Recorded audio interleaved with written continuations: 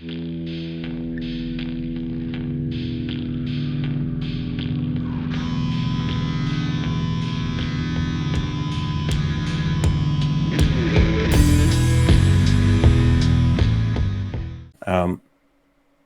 evening, everybody. It's GreyHastur here again with another P3 podcast. Today I have some rather illustrious guests with me. We're going to be talking about professions and mastercraft from the latest CDP. So I have with me here today Sharpedge, or the Fabricant, as you know him. Big contributor to the community. Say hi, Sharp. Hey. I have longtime Neverwinter player, big Gwyff on the scene. I guess he's a barb now, but he also plays a ranger. And what else do you play now, Wells? I usually only play the ranger nowadays, but I've been playing every class basically. Okay. Also, we have with us massive contributor to the community, quality of life improvements from offline, especially Reiner. Hello.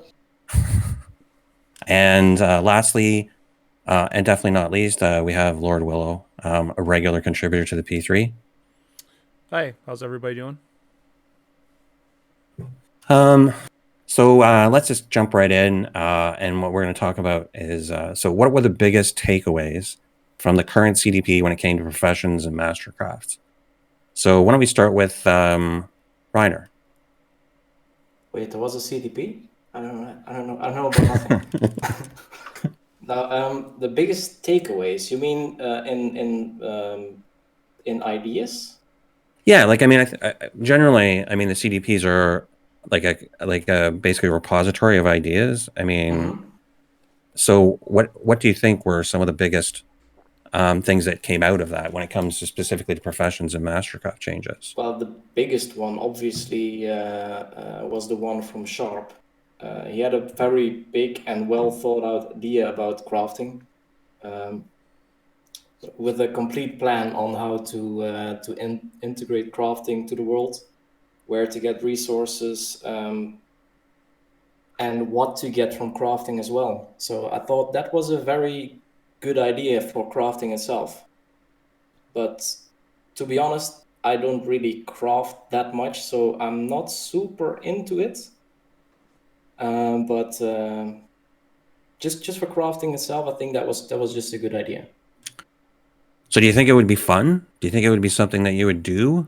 Like, now that you, like, if it was laid out like the way Sharp says, do you think it was something you'd take up? Well, he proposed making some kind of dungeon, right? Where you could grind resources for master crafting, and it would get more and more difficult, but in time. I think I would definitely try that out and see how it goes and try to get as far as possible. It's not necessarily crafting what you're doing, but you are grinding something for crafting. And maybe that would get me into crafting something for myself. I don't know. Okay, But I would fair definitely enough. try that out. Fair enough. And if you have specific gear that you can only get by crafting, then maybe that would also push me more towards crafting. Right now, it is just not useful to craft. Okay. What about you, Wells? Regarding crafting as a whole, for me, has always been basically just time consuming and things I don't want to do, right? Especially nowadays where I can't play 8 hours a day and just grind it out and do those kinds of things. Crafting for me is just obsolete, basically. But I mean, what about this idea that Reiner's talking about, this never-ending dungeon where you can go in and you'd fight things and get drops, and you can turn around and maybe sell those resources to crafters? If that's something I could do over a time span where I have like my time to play, when I'm off work, for example, and I can go in and I can grind for recipes and maybe sell them and make some diamonds here and there, absolutely, why not? I mean, what else am I going to grind, right? At least that's something that I feel like it's rewarding. So for me, yeah, I would do it. Absolutely. All right. On the note that you could sell it and actually make some bank from it. Okay. I'm going to leave you to the end, Sharp. Willow? So what's the question? Well, the question really actually is what's your biggest takeaway from the CDP, like from the current one on Professions and Mastercraft? But Well, Reiner yeah, identified like this never-ending dungeon, like that was one of Sharp's ideas. yeah, But I yeah. mean, you can No, pick anything else. yeah, no. I mean, the never-ending dungeon. I think I don't know. There's many of us that are at end game or near end game that don't really love the idea of a never-ending dungeon and recognize the necessity of having crafting integrated with queued content, meaning that drops for crafting need to come from queuable content, be it like a never-ending infinite dungeon, which I know that a lot of us are a fan of, or any other queued content. It's a way of buying in, and it also helps control the supply of resources that come into crafting. That's one of the big problems with the current crafting system, the non-mass crafting system, is that supply chain, generally speaking, outdoes the demand. That being said, kind of my big takeaway from the crafting stuff that was on this current CDP is there were a lot of ideas. There were a lot of great ideas, and a lot of us, myself included, got very granular with kind of our suggestion. But my takeaway from all of it is the current state of crafting is not sustainable in Neverwinter, and it's something that's cyclical. We've seen it in the past, and it loses value very quickly. And so all of our suggestions are all about how do we create long-term value with crafting to put it more of on a horizontal progression perspective rather than a vertical progression. Okay. So Sharp, was there anything else that was like a value in there besides your own suggestion? I'm just kidding. Okay, I think there were a lot of great suggestions in there. Yeah. My biggest takeaway from that CDP was that we pretty much all agree that crafting needs to change. There's a problem with crafting. It's not sustainable. It dies out every 2-3 months or so after it gets updated. And even when it does get updated, like they update it and there is 90% of the items that they've added to Mastercrafts are already obsolete. If you look at the last Mastercraft, where you had your Mastercraft 3 with the Soshin Star and the Omu weapons, if you look there, most of that stuff was already obsolete. Nobody bought the Great Weapon Fighter gear. Okay, I sold maybe 1 or 2 pieces of the armor, but nobody bought the armor pieces. The only exceptions to that was like the clerics. They bought a chest piece, and then the people who wanted the weapons and the rings. So there were basically 10 items out of all the items across all the classes that were actually selling. Most of the stuff wasn't useful at all, and people just weren't buying it. And that's not a good model going forward for future professions, because if that's what you're going to have every time they update professions, then every time you update professions, most of the work on the development side is not getting engaged with, basically. It's not seeing any purpose, and that needs to change. And that's something we all agree on. We might not have agreed on how we go about it, but the entire community basically says we need crafting to change. And that was my biggest takeaway from that. Cool. Let me ask you, like, because relative to the roadmap, one of the things they're going to bring in June is scaling, right? How do you think that, relative to your idea here with the like unending dungeon, right? You've cut out, Hester. Oh, I'm sorry. So one of the things that came out recently, like obviously in the roadmap, was that in June they're going to introduce a new scaling system, right? So how do you think that would affect your like never-ending dungeon, or what your idea of a never-ending dungeon was?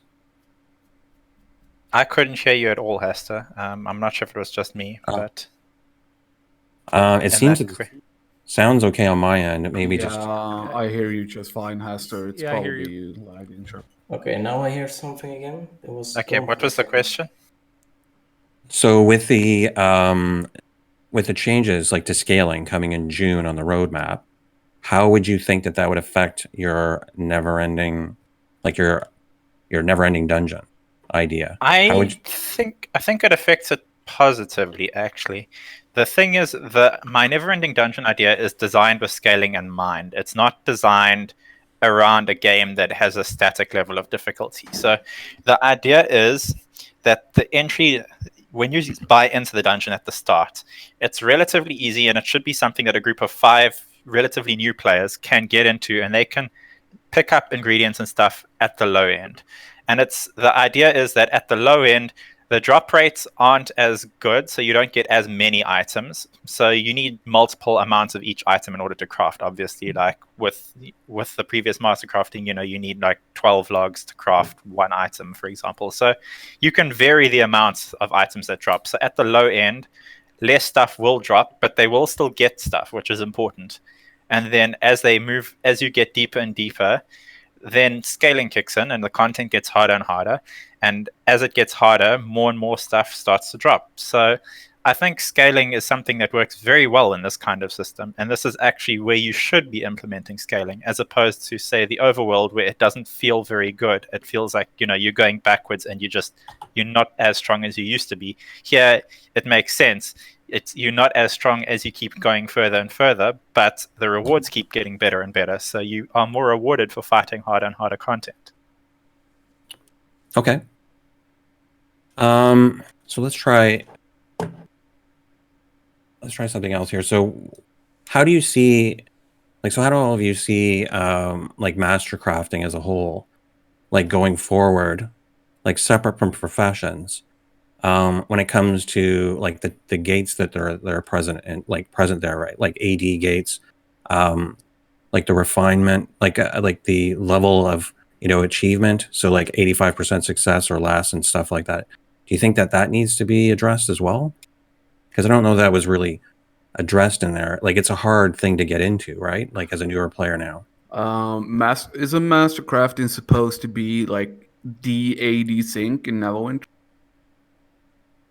It is, but essentially now it's become a divisive tool from those who already have it to those that want to get into it.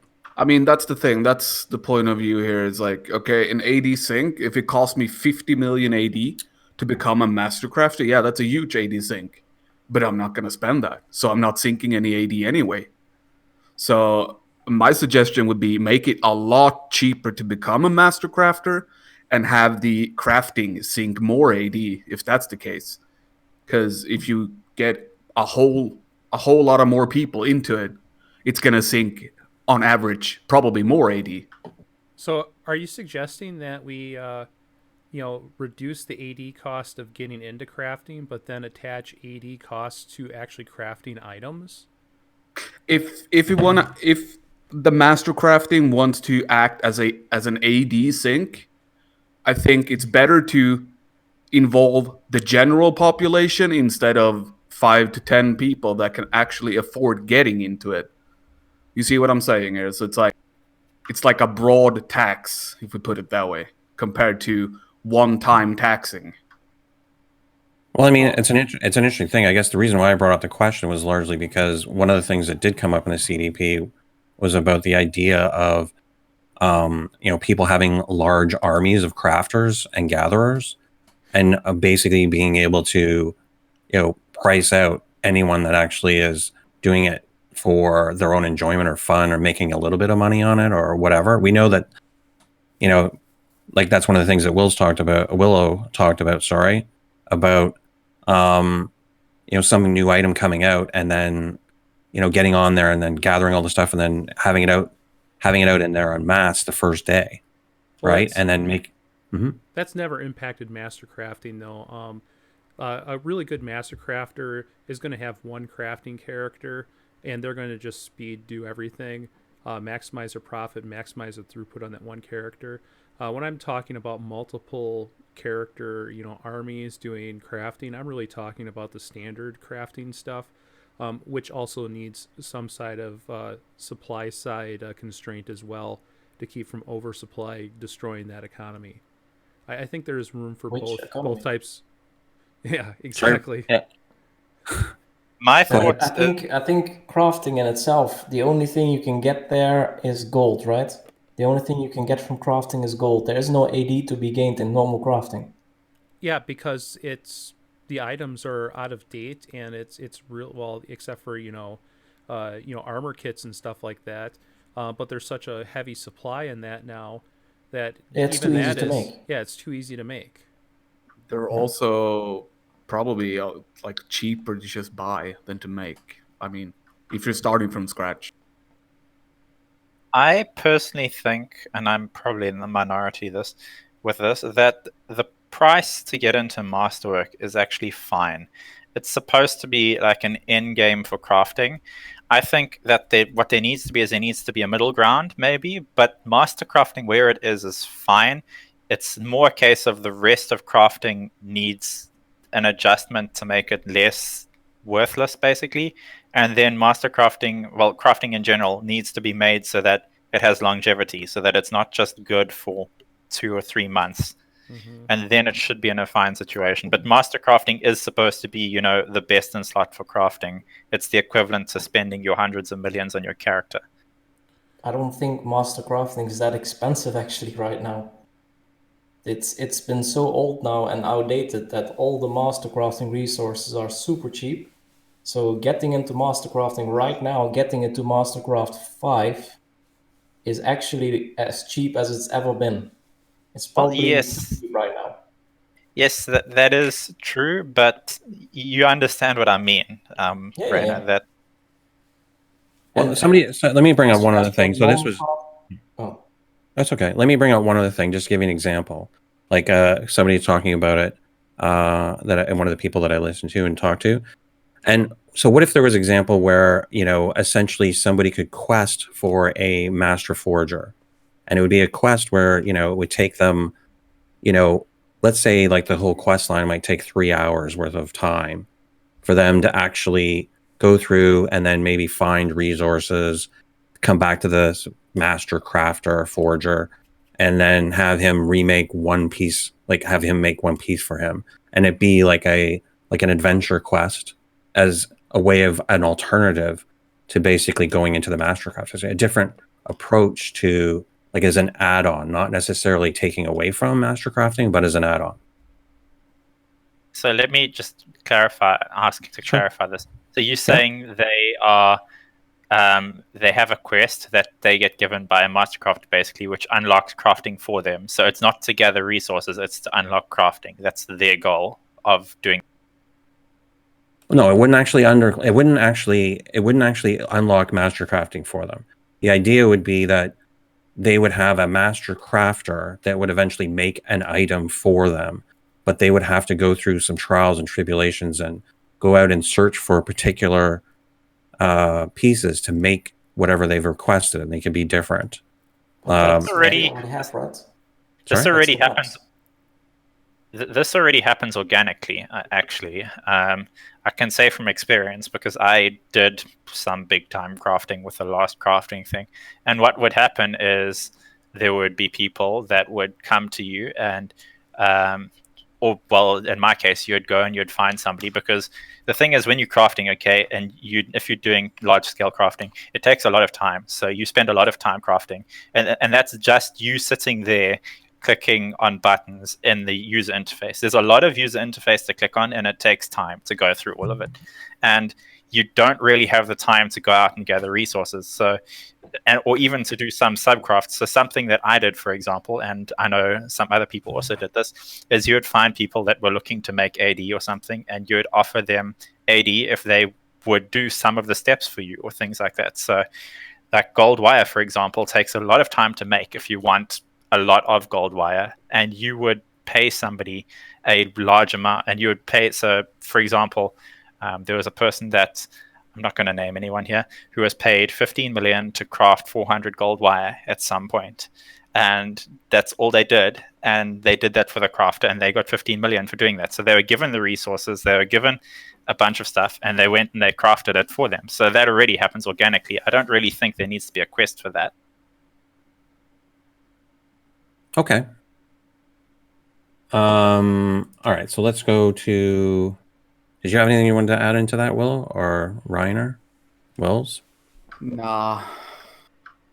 Well, for as I me, said, we were talking about master crafting as an AD sync. I think it is. And that's where the percentages that we had at the start come back in. There is a chance that you fail on master crafting, which in itself is an AD sync. You're losing resources, you're losing morale, which also is a small AD sync. Yeah. You're losing stuff in a percentage of time. It's only going to get worse, I think, in master crafting 6, maybe 7. And Yeah. that's the AD sync there. Yeah, You're especially it's a losing big one. morale, both in terms of the resources and in real life. You're losing morale. I can tell you from Yeah. experience when you unlock. So I mean, Yes. so right now you've got an RNG thing in there that's pretty much dictating this. Should there be an experience piece as well, so that maybe the RNG, like the percentage, gets better? Like if you fail, you get like you learned from that your mistake. That's OP. That's gonna be super powerful. People Yeah. who craft thousands of things are going to have 100%. Well, no, you can't. It would never reach 100%. Yeah, but a very high percentage, and their profit. So the big master crafters, their profit would skyrocket at that point. Yeah, it would just exacerbate the current problem that already exists in crafting, right? I know for a fact that the majority of people that start up and try to level master crafting spend far more currency than they make off of it. It's probably maybe the top 20 people that really make money crafting, and then everyone else, if they're making money with master crafting, they're actually making money with either doing like the kind of the base commission type stuff, like Sharpedge was talking about, or in gathering resources and selling the raw materials to people that are then losing money, right? The majority of crafters are losing AD, and it is a big AD sink in the game. Okay, so the way I understood this, because I've seen this system in a lot of games, is that after each successive failure, it increases the chances, but then when you succeed, it lowers them again, back down to the base value. I'm kind of neutral about this. I don't really mind if it's there or it's not there. It's probably better if it's not there, as frustrating as it is, because it's supposed to, remove currency from the game, even if you go through streaks where you fail over and over again. I remember when I was unlocking mastercrafting, this was ages ago, there was this one craft, I think it was like a book or something, and I failed it 7 times in a row. I wasn't very happy. Yeah, I was going to say, one of the things I do track, I have tracked in the past. I haven't done any mastercrafting in the last few months because there's no value in it. But in the past, I have tracked, my successes versus failures, and my aggregate does not come out to the chances that are listed. That's one of the things that really irritates me about crafting, is that I firmly believe that in many of the cases, the chances of success are far overstated. I would disagree with you there, because I've also tracked my crafting, and I've crafted thousands and thousands of items, and they did pan out to the success chances. But yeah, my sample size was very, very big. I mean, There are some as obvious was mine. exceptions, of course. If you have Okay. 100% and you still fail, then it's not correct. I mean, the success rate, that's the whole problem, though. People read it as, okay, it's a 50% chance to complete it, but it's a 50% chance on all tries. That's the whole point. Right. Yeah. Right. So, Which is why, and we don't know if you're gonna complete it 5 times out of 10, or if the RNG is spread out to 50 times out of 100. Because if it's 50 times out of 100, you could fail 50 in a row. well, the idea is if you have a large enough sample set that the percent chance should show out with a large enough sample set. Yeah, but then there's the RNG chance. So it's like, And that's where the big crafters have their advantage, especially if percentages go up. Small crafters don't notice that. If you make 1 or 2 items and your craft fails 2 times, and then the 3rd time you get it, you're not going to be happy. But if you're a big crafter and you craft thousands of items, those small percentages will add up, and those big crafters can list items for cheaper prices. Yep. So they will dominate the market as well. Right. It becomes an economy of scale. Mm-hmm. So is that a good thing, though? I mean, that's I guess where I'm kind of getting at here, right? Like, you're not going to get very many new entrants into crafting. It's going to be whoever's there now. I think the biggest thing, if you're wanting to make crafting more accessible to people, is you need to do away with events, honestly, because the way I went about crafting is, okay, here's an easy example. You buy, say, 1,000 stronghold packs of power, right? So you're sitting on 1,000 stronghold packs of power. You wait until 2 times shards. You open all of them. You sit around with all this stuff in your inventory. You then wait until guild marks discounted. Until 2 times guild marks. You convert it into guild marks on like every single character you possibly have. You then wait till guild marks discounted, and you buy items for guild marks. And the fact of the matter is that because you're going through all these steps of duplication with all the different events, you are crafting things at a significantly cheaper price than everyone else, because you assume that your minimum price is the price it is at whatever event you started off with. And the thing is that people that don't have a lot of AD initially, they can't capitalize it in the same way, because they can't go, okay, it's an event now, I'm going to buy thousands and thousands of items during this event because it's cheap. And unless they do away with those events, it's never really going to reach a case where people can compete in crafting if they don't have a lot of AD to start off with, because the people that are really competitive at the top are just taking advantage of every single event and just multiplying their profit all. Right, and it just keeps snowballing down. It gets bigger and bigger and bigger. I completely agree with Sharp on this one. I think that they need to remove events that affect crafting altogether. And that would level the playing field a lot better than it is now. Okay. Isn't that true for all events? Maybe we're going off topic now, but should we remove all double events then? Yeah, Because I'm they in all favor. affect in some way something. Yeah, I'm game with that. Like, the only really event that I really benefit from has been the double RP or double stones drop, due to the fact that with my limited sittings, I can just grind for 16 hours straight if I want when it's double stones, and I get a lot of RP. But that's about it. I mean, I don't really need it. It's just a helping hand along the way. Well, there are. Well, I just want to say that, I mean, just to be fair, like everyone in this particular discussion are longtime Neverwinter players. So I mean, we're not really getting the new player who is trying to complete a campaign fast or something and loves the double like events on currency, right?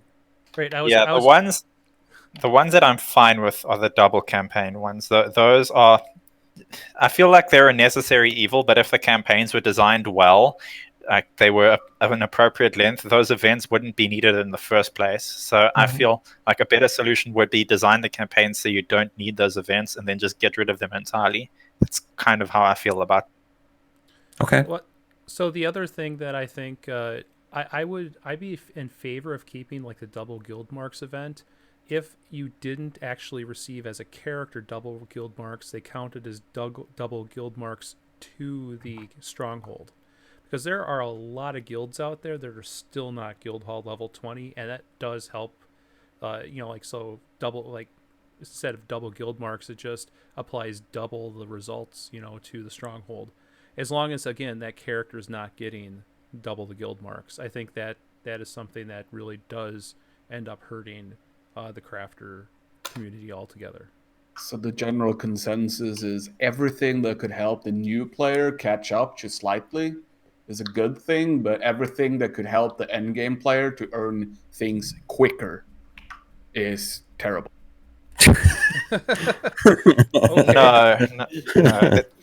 No. I think the consensus would more be that the events that can only be capitalized upon properly by somebody who's sitting on 1 billion AD are the ones that are a problem, and those are things like 2 times guild marks, 2 times shards, because let's be real here, the only people that are taking advantage of that are those who can afford to have 10,000 shards just sitting around. Those types of events. Another one of the big problem ones is the AD discount events, the Wondrous Bazaar 40% off events. Mm-hmm. Yeah, they're bad. I make a killing off of that event. Okay, so I mean, and the other thing, let's just not discount this too, is the level of complexity for a new player to figure out like all the when to buy and when to sell stuff.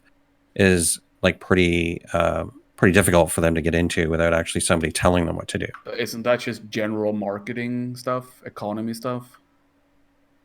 Like it can't take that much of a scientist to figure that one out, can it? Well, no, but I mean, the part of the idea is they have to learn, like they almost have to be here a year before they learn like what these different events do and how they're interconnected, right? Like, I mean, that's part of the thing is knowing when to buy, when to sell, what to sell, you know, and all these sort of things. I mean, you're going to have to experience it at least once before you actually know, like, be able to derive a connection.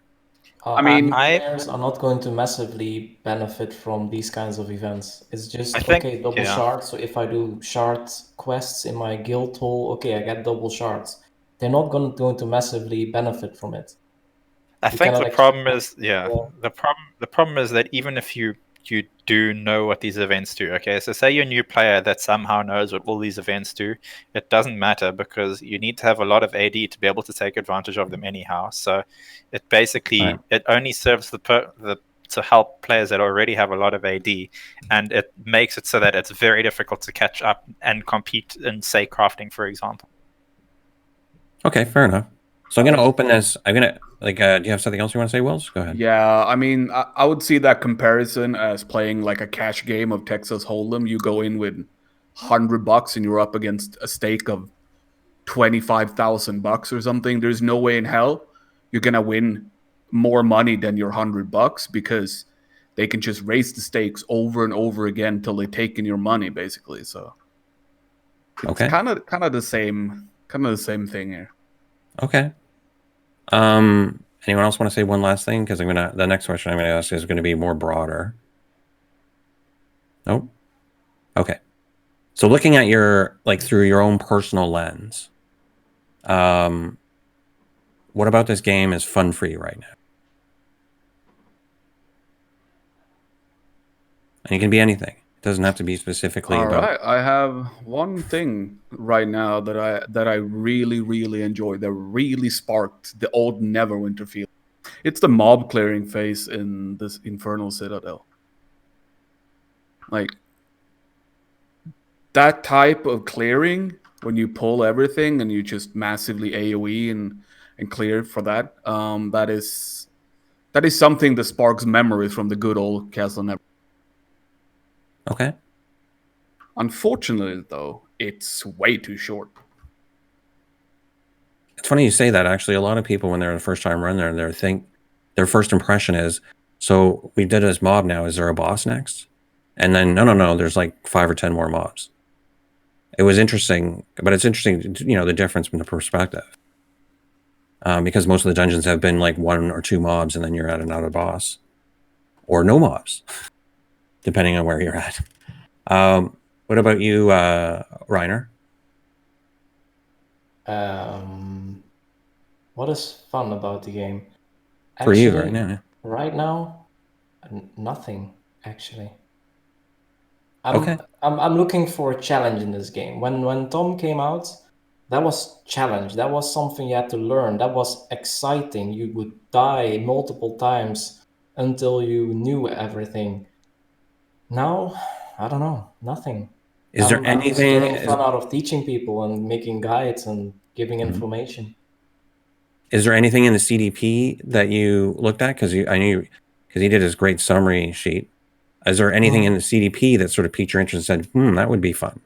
Well, there was a lot of talk about multiple difficulties for dungeons, and that might help providing more challenging aspects into the game to make challenging dungeons again. I'm afraid that it's just going to be enemies that have more HP if you don't do something with the mechanics. If it's just harder dungeons, because they're not going to add mechanics in that case. So I don't know if that's going to be it. All right, play with this thought. They can't add mechanics, but they can add more enemies. Yeah, but that's the same. That's just more HP that you have to remove. Yeah, but still, it's at least something. Like I'm just every time I talk about dungeon designs or anything like that, I'm just thinking old CN, the very old CN.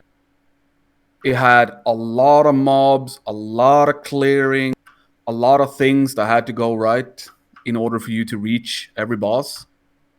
And back in mod 1, mod 2, even open beta, they were hitting hard in there. It was you got one shotted by everything basically. Yeah, but that's not fun.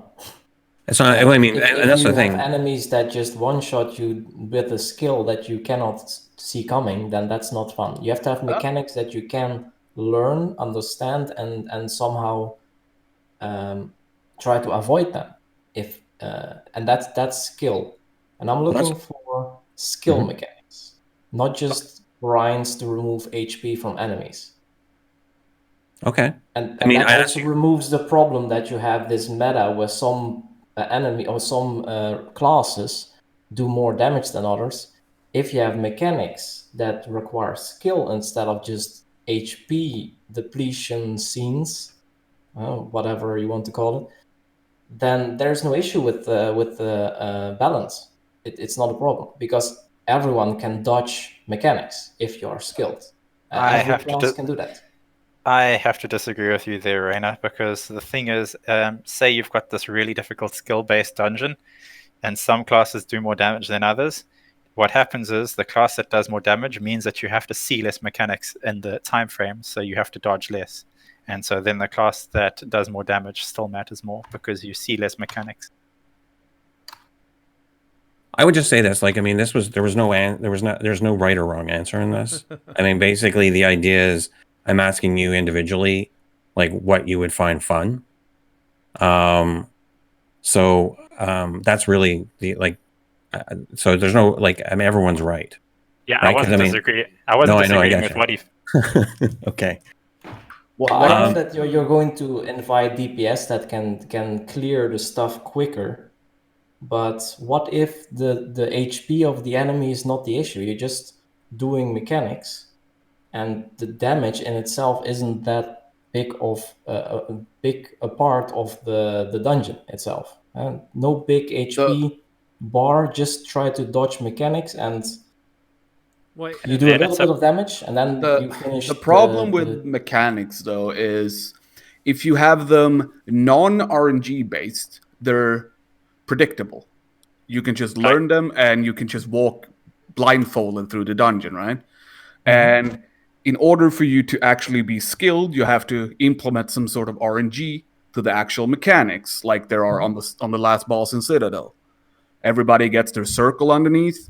Then you move that to a specific corner. Now I'm spoiling the entire strategy, but hey, whatever. Then you have to move that to a specific corner, etc. Make sure everything glows on the same spot. But then you get those random circles underneath you, and those can come underneath you while you already have a circle, and that messes you up completely because 1, you can't see it. 2, it's unpredictable. And 3, you die out of random RNG mechanics that are there to cheese you out. It's not actually skill-based. It's just there to sink you. And that, in my opinion, is a horrible design. I much rather give the boss 50 times more HP and add a few hundred mobs. Because in that way, you actually have to move around the mobs. Maybe a tank is kiting the mobs and trying to hold aggro, etc., etc. You see where I'm going here. No, I get bad mechanics doesn't disprove my point. It does not. It's just another angle. Yeah. Well, Okay. I agree that they have to be somewhat random, so you don't have a specific sequence that you can basically make a macro of and then do the dungeon. That is also not good. It has to be random. Indeed. Yeah, I agree. but when you add the random, it's frustrating on the other end, because if you get the good RNG like I did on my second run of Citadel, it was a cakewalk. It was not even hard. We barely tried. And a couple of runs later, boom, bad RNG, circles everywhere, out of nowhere, and it was basically impossible. So yeah, go ahead. Go ahead, Will. So I'm actually a big fan of introducing alternative means. And I kind of brought that up in one of my posts, where I was talking about some of the stuff we've done in the past to cheese dungeons. Right? It was obviously not designed to go that way. Like where parties that really couldn't fight the back mod 6 in Cragmire Crypt, they would pull the boss through the door and put him on the pit for an instant kill, right? That's Yep. cheesy, right? But there were other things where, like the second boss, where at one point in time rogues could sneak past them and then open the door and get past. I'm actually a really big fan of introducing alternative mechanics in dungeons for finding different ways of solving the problem, right? So there is no necessarily one answer to solving the puzzle.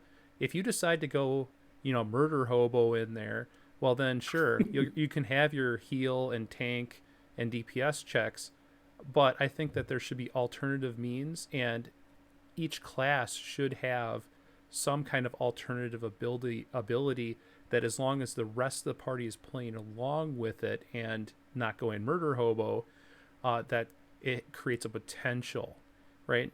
I don't know how we would rework that into old content, but in new content, I think that, having some of that branching stuff and then having some RNG on that too, where you can fail those checks, right? And you now are forced into combat. Isn't that what we had in Tomb of the Nine Gods? We had some puzzles in there which you could do, or just fight enemies. Right. The problem with that, Willow, is you have to balance these things in terms of time, right? So say you've got 3 solutions. You need to make sure that all 3 solutions take roughly the same amount of time. So they need to be difficult, but in different ways, so that they take roughly the same amount of time. Because if they don't, then you're going to see what happens with the Tom solution, the Tong puzzles, where some puzzles just got completely skipped. Some people would always do, just because you figure out what's fastest and you always go with the fastest thing. Well, I mean, that's correct if the rewards are the same, but I guess the difference is if you would actually have the rewards flex depending on the route that you took. Because if you're adding, let's say, 10 minutes to a dungeon by doing an alternative route, and the rewards reflected the extra time invested, then it wouldn't matter, right? Like, some people would still choose the shortest route. Other people's may choose the longer route. But I mean, that's something that would be more, like, it's more like, I gave an example earlier. Like, so there was 2 ways to apply like a random queue. One was, what they did was basically shorten all the dungeons and like gate off stuff so that it ended up being like a rough equivalent in time between other ones that were in the same queue. The other way you could do it is, if you know that ETOS takes 9 minutes or 5 minutes or whatever to complete, and it takes 30 minutes or something for somebody to do CR, is that if you were going to give like appropriate rewards, it would be, let's say, just for the sake of argument, 9,000 astral diamonds to do, and I really hate this example because I really hate the astral diamond system, but 9,000 astral diamonds to do the ETOS, and like 30,000 astral diamonds to do the CR. Right? Because then You're talking about the end chest. I'm talking about like end chest, like whatever the rewards happen to be. I'm just giving those as examples, like just broad, like really simple, dumbed down examples. But I mean, all of a sudden then, you don't have to have a random queue, because people will choose to run the dungeon they want based on the amount of time that they have. And, they already know what they're going to get at the end chest, right? And it's just depending on how much time they want. If they want to run like whatever, 3.5 runs like of ETOS versus like 1 CR to get the same rewards, fine. So what you're suggesting the is reason scaling. The reason. Go ahead. So what Hastur seems to be suggesting is scaling rewards not only to difficulty, but to expected run. Not average run, but the expected run time. The reason they don't do this is because, if you look at the complete top end, this is the reason they don't do it. Because they say, okay, how long can the top end do these dungeons? We know the top end can do every single one of these dungeons, and we know they can do them all quickly. So how fast can they do the dungeons? And then the dungeon run times might look similar across all of them. So then they say, well, if you put like 3 times the reward in CR, for example, but it doesn't take them 3 times longer, then suddenly you're going to have a group of people that are always running CR and they're getting more out of it. But that's why they don't do it, is my guess. But I mean, who cares? And some of that comes down to, the scaling system that's currently implemented, right? If they actually fix scaling here with the scaling overhaul that's coming, is that necessarily going to be reflected? Are all these dungeons going to have similar run times? I don't think so, and my reasoning is because the current dungeons aren't really designed to be scaled for, so I don't think one equation is going to fit all dungeons. I think realistically, if you wanted to solve it for the dungeons, what you'd have to do is you'd have to say, okay, we're just going to fix everyone's stats to these particular numbers for each dungeons, and I think everyone would hate having set stats for it. Yeah. Do you guys remember the old dungeons? We're talking pre-mod 6. Everyone Where- here, I think, was playing that. Yes. Yeah, I mean, CN had level 65, even though we were kept at 60. The easier dungeons were like 61, 63. So I mean, what happened to that? The thing is, okay, they changed the way that monster scaling worked with the mod 5 to mod 6. So a level 73 enemy now is equivalent to, well, an enemy that is 3 levels higher than you now is equivalent to an enemy that is 5 levels higher than you back then. So basically, they just changed the way it worked. I don't know why they arbitrarily decided to change the numbers, but they did. Yeah, that's hella confusing. But yeah, but now I'm turning into like tiered content and stuff, so maybe I'm off topic as hell here. But well, I think the topic was like the last one was, and I was, and I mean, I sort of led you off the garden path a little bit there, but basically the idea was so far we got Rainer and Will's what would they consider fun if they find something fun in the game right now. So let's just finish off with Willow and then Sharp telling me, what they consider fun, like in the game now, or was there something in the CDP that piqued their interest that might be fun? Yeah, so I mean, what I find fun in the game is kind of what I've always found fun in the game, and that is helping newer players, mid-level players through content. I actually absolutely love the mentoring. I love getting people through their first runs, and not necessarily carrying them, but mentoring them on getting them better. I mean, that's what's fun in the game. It's not even necessarily the actual gameplay at this point in time. I mean, running every single class, at the level that I'm running, it's really rinse and repeat, and it's a lot of the same thing over and over at this point in time. Did you see? Yeah, go ahead. So something out of the CDP that I saw that, I saw that suggested, several different ways, including by Sharp here, is that infinite dungeon idea. I think that would be a heck of a lot of fun, and again, it opens up another opportunity for, again, the social aspect of the game that I really enjoy, which is mentoring people. So now let's mentor people into, this content and get it harder. Or if I want to take a break from that, I can go run with an end game group and work up that content, especially if they implement, kind of like a good balance of that random along with the procedural aspect to dungeon generation. Okay. Sharp. Okay, I'll just address in general when I'm playing Neverwinter, what I find fun about it is I find number one, figuring out how to complete challenging content. So like when Tower of the Mad Mage came out, I greatly enjoyed that. I see it kind of like solving a puzzle. So you go in, you run through, you get completely and utterly killed the first few times, and you go and you watch videos of what you're doing, and you figure out what you did wrong, and you improve over time. And I enjoy that aspect of the game. The same as building my character. I enjoy that. Currently, at the moment, I'm in agreement with Rainer. There's nothing that engages me in that particular way. I don't really need to feel like I'm solving any puzzles at the moment. So there isn't anything that I have to play at the moment in Neverwinter. So yeah, I don't really have much to do. In terms of the CDP, things in the CDP that I enjoy, well, the infinite dungeon idea, I propose that. I greatly enjoy it. Crafting as well. If there's a crafting overhaul, I can enjoy crafting as well. That's also sort of like a puzzle. You're figuring out how to make crafting work for you and maximize what you're getting out of crafting. But in general, actually on the roadmap, there's two things that I'm looking forward to, and that's the Zerial trial, I think it's called. I'm looking forward to playing that. And then the crafting overhaul. I'm also looking forward to that. Those are two things that are on the roadmap at the moment that I'm probably going to be coming back and playing.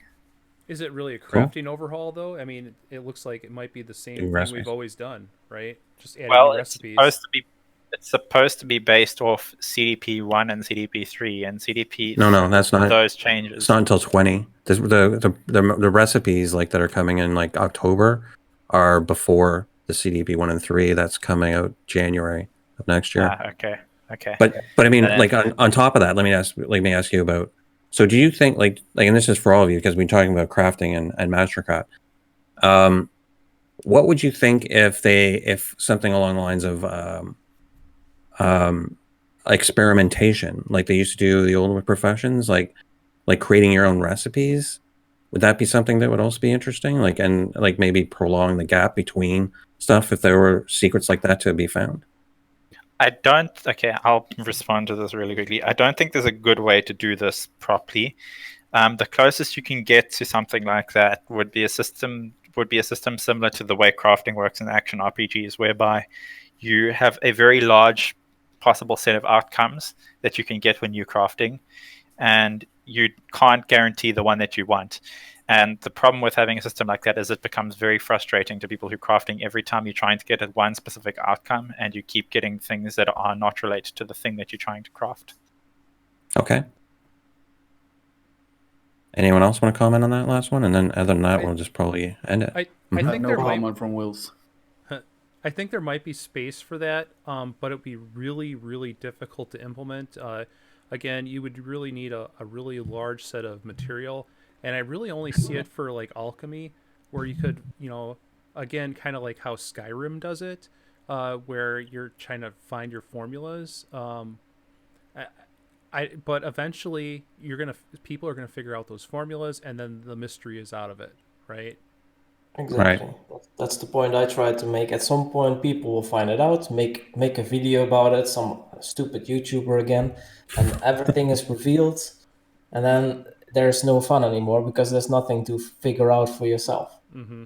So I think the only way you could really make that work is if it's something that you update over time, so that there aren't always the same recipes in the pool. And you could, I guess, do this in an MMO, or you could actually do it with an infinite dungeon where certain recipes could only drop after a certain depth, for example, and then you can find recipes as well while you're in the dungeon. Mm-hmm. And then maybe you could sell those as well. You could do something like that where you have some sort of content that keeps going further and further and goes on forever, and then you just gate recipes behind arbitrarily long periods of time that it takes to get to that depth. Sure. Okay. All right. Well, I mean, we're well over time, but I thought it was a pretty interesting conversation. I want to thank Willow and Rainer and Wills and Sharp for coming by today and having a conversation. I hope you guys all enjoyed the podcast. And I guess you guys want to say goodbye, or anything you want to poke at? Yeah, you can find me live Fridays, twitch.tv/SirWilsAlot. Okay. He's got that prepped. Thanks for having me. I know I'm not usually on YouTube or anything, mainly because uploading videos takes forever in South Africa. But yeah. But your contributions on the forums and everything else are well appreciated, and as well as your postings. Rainer? yeah, thanks also for having me. I guess people can find me. There's many places to find me. And they can also go to your Patreon, right? To help you pay for all the work that you do. For all the spreadsheets? It's optional. That's optional. It is optional, but I mean, it's support. They can find you in Excel, all right? They can find, if you look on Google and you type in Rainer Pocket Wiki or something else, Rainer Google spreadsheets, then you will find me. Okay. All right, everyone. Thank you. Thank you, you. Hastur, for moderating and hosting this and keeping these going. Yeah. It's a pleasure. We could do this for another 16 hours. That's for sure. Yeah, that's for sure. All right, guys. Thanks. Bye-bye. Thank you.